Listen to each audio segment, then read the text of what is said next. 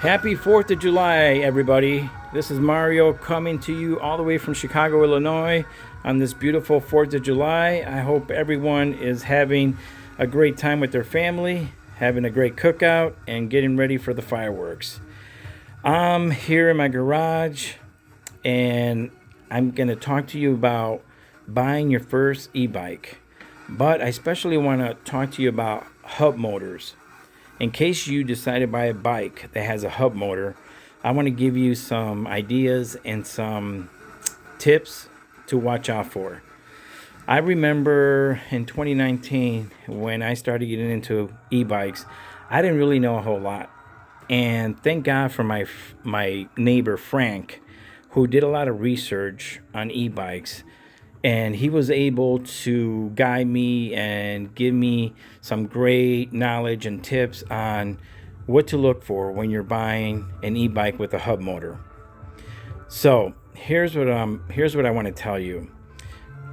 You got three bikes right here. You got the Electric XP, you got the Segway, and you got the Sondors. Okay, they all have hub motors. This XP, when it first came out, it only had a 500 watt peaking at 810. Okay, the Segway has a 750 watt peaking at 1300 watts. The Sondors, I got that one in 2020. That one had a 750 peaking at 1000 watts. So all have hub motors, but they're all different.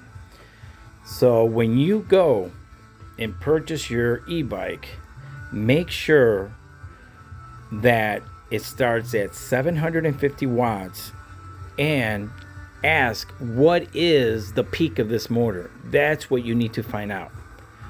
Not that is 500 watts peaking at 750. That's not a true 750. Okay? Especially if you live in an area where you have a lot of hills.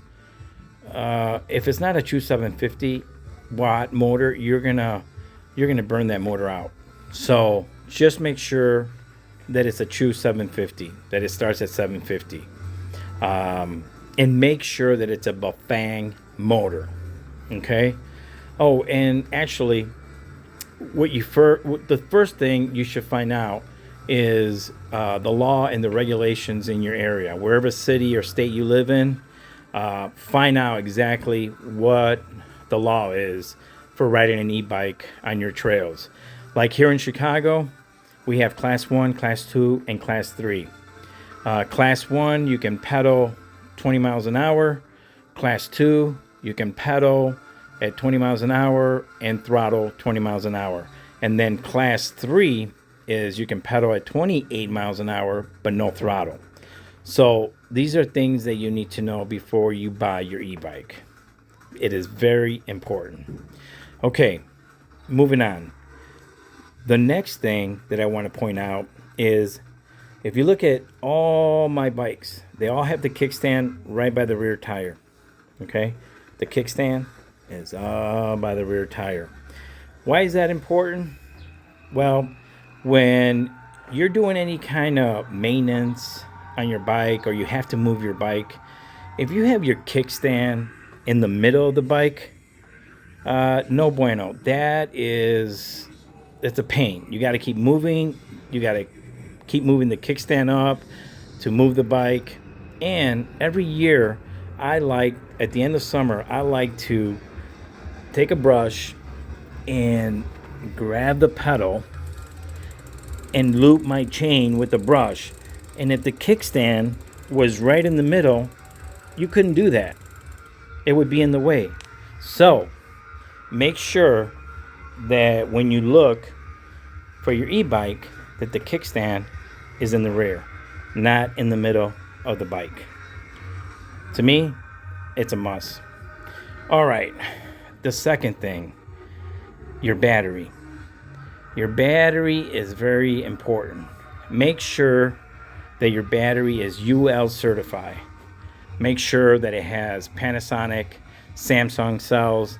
Make sure that it has good batteries in there and that it's UL certified. What is that? That means that The electrical has been tested, the battery's been tested. You're not going to have any problems like if you were going to buy one of these batteries on the internet and it's not UL certified. I wouldn't recommend it. That's just asking for trouble. So make sure that it's UL certified. Another thing that you want to do is make sure that the battery is at least 20 amps, no lower than 20 amps. Unless you buy a bike that has two batteries, then you're golden. You're good. But if you're going to get an e-bike and the battery's like 14 amps, you're not going to go far. If you're just out to do like a little cruise, fine, then I guess 14 amps is okay. But all my bikes, they got to have 20 amps or more. You know that from my previous videos. I have two batteries on each of my bikes. So that is very important, okay? And another thing that you want to watch out for is when I first got into e-bikes, a lot of these hub motors, the e-bikes came with cadence sensors. And that's basically just you pedal and the motor gives you assist and it just starts moving the bike. That's it. You're not really putting any pressure on the pedals. It just the motor kicks on and you go. Now these hub motors, they come with torque sensors, which is like you got to actually push on the pedal to actually get assist from the motor. That's what you need to look for. Try to get one that has torque sensors, okay? Not cadence sensors. If you like the bike, and it's up to you. If you don't want torque sensor and you like cadence sensors, then go for it. That's your choice. But for me, I'd rather have the torque sensor on a hub motor. That's something that they have now, which they didn't have before. Another thing, what's great about a hub motor